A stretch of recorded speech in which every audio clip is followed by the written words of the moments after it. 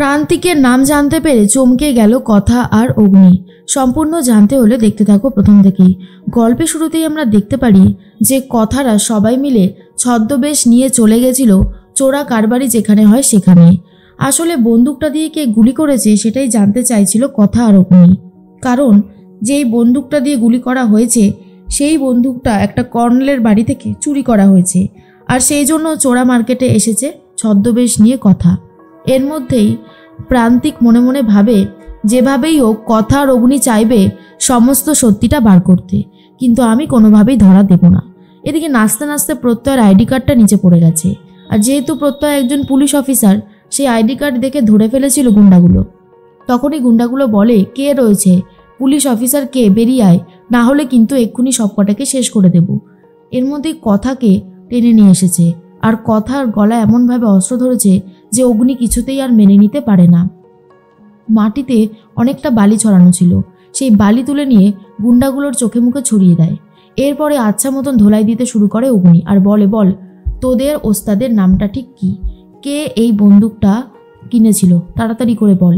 আর তখনই কিছুতেই ওস্তাদ নামটা বলতে চায় না যে ওস্তাদেরও ওস্তাদটা কে।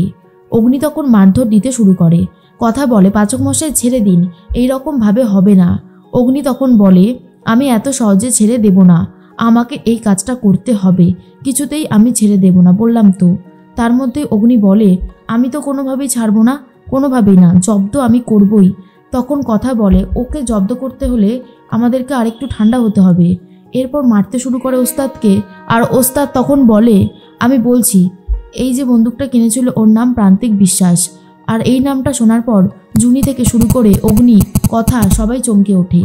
কথা তখন বলে, প্রান্তিক আবারও এইসব শয়তানি শুরু করে দিয়েছে, আমি ভাবতেও পারছি না ও আর কবে শোধরাবে।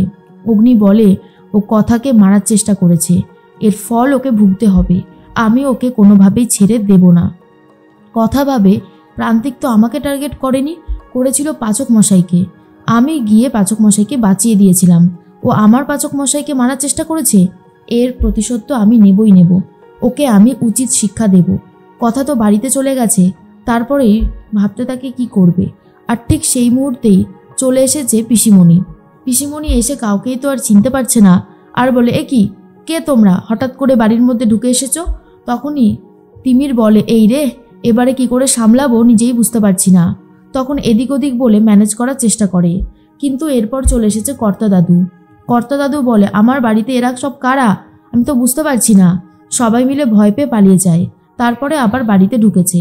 ঢোকা মাত্রই কথা আবারও বসে পড়েছে চিন্তা করতে।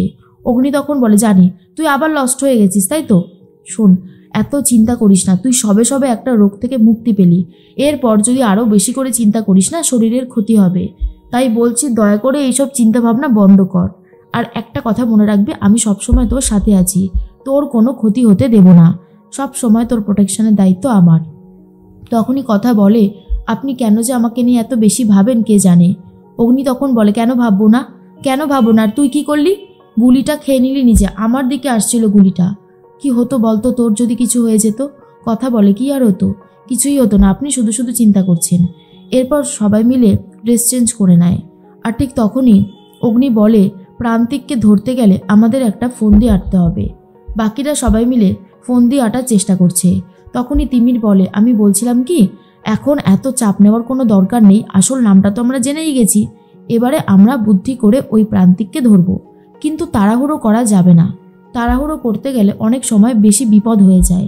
সেই জন্যই বলছিলাম যা করার ঠান্ডা মাথায় করতে হবে, বাড়াবাড়ি করলে কিন্তু কোনোভাবে পসিবল না প্রান্তিককে ধরার, কারণ ও খুব ভালো মতনই জানে ও যে অন্যায়টা করেছে, ওকে ধরার চেষ্টা আমরা করবই। কথা বলে, ঠিকই বলেছে ঝটকা। এর মধ্যেই অগ্নির হাত তো অনেকটা কেটে গেছিল, তখনই কথা এসে ভালো করে জায়গাটায় ট্রিটমেন্ট করে দেয়, হলুদ বাটা মাখিয়ে দেয়, আর তারপর ব্যান্ডেজ করে দেয়, আর বলে, পাচক মশাই এবারে দেখুন তো সব ঠিক আছে কিনা, আশা করি আর কোনো অসুবিধা হবে না। অগ্নি তখন বলে, হ্যাঁ হ্যাঁ সব ঠিক আছে, তুই এসব নিয়ে এত ভাবিস না, বুঝতে পেরেছিস। তখন কথা বলে, আমি তো ভাবছি না, কিন্তু আমি শুধু এটাই বলতে চাইছি যে আপনি এবার থেকে একটু সাবধানে থাকুন, আর তাছাড়া আমাকে নিয়ে এত বেশি চিন্তা করতে করতে এরপর নিজের শরীর খারাপ হয়ে যাবে। তখনই কথা বলে, আচ্ছা পাচক মশাই, প্রান্তিককে যদি আমরা আইনি মারফতে ধরি তাহলে কেমন হবে? অগ্নি তখন বলে, ও কি আইনি মারফতে ধরা দেবে? আমার তো সেটা কোনোভাবেই মনে হয় না। কতবার তো ওকে আইনি মারফতে ধরার চেষ্টা করলাম, কি হলো? সেই ও পালিয়ে গেল। অন্যদিকে প্রান্তিকের সাথে কথা বলতে থাকে একটা গুন্ডা। প্রান্তিক বলে, অগ্নি আর কথা যখন আমার নামটা জেনেই গেছে তখন ও ঠিকই আসবে আমাদেরকে ধরতে, কিন্তু তখন ওদেরকে একটা মোক্ষম শাস্তি দিতে হবে।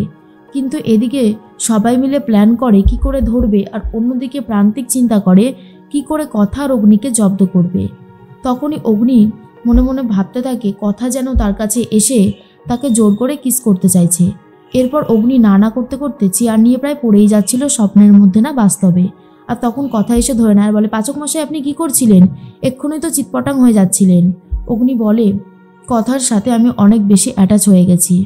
বিয়ে হওয়ার আগে আমি মনে মনে ভেবেছিলাম, নিজের কাছে প্রমিস করেছিলাম কোনোভাবে আমি কোনো মেয়ের প্রতি দুর্বল হব না।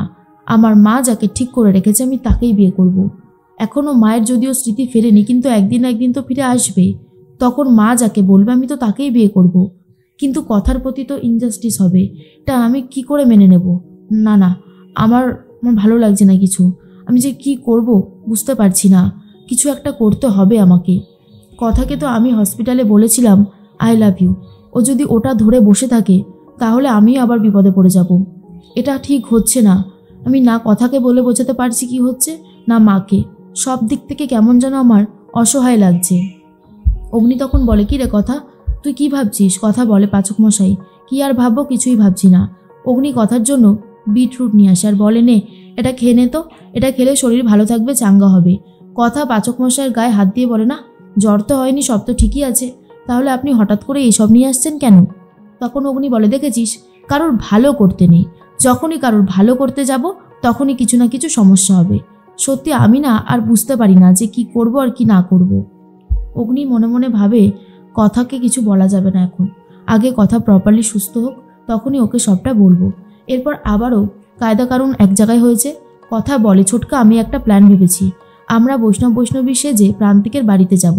প্রান্তিকের বাড়ির অলি গলি সবটা আমাদের চেনা। আমরা গিয়ে ওই বন্দুকটা খোঁজার চেষ্টা করব। আর যদি একবার বন্দুকটা পেয়ে যাই তখন প্রত্যয়দা আইনি মারফতে প্রান্তিককে গ্রেফতার করে নেবে। বলো তো কেমন হয়েছে প্ল্যানটা? তখন ছোটকা বলে, দারুণ হয়েছে, এই প্ল্যানটায় আমার মনে হয় কাজ দেবে। প্রত্যয় তখন বলে, কিন্তু প্রান্তিককে এত সহজে ওর বাড়িতে কাউকে ঢুকতে দেবে?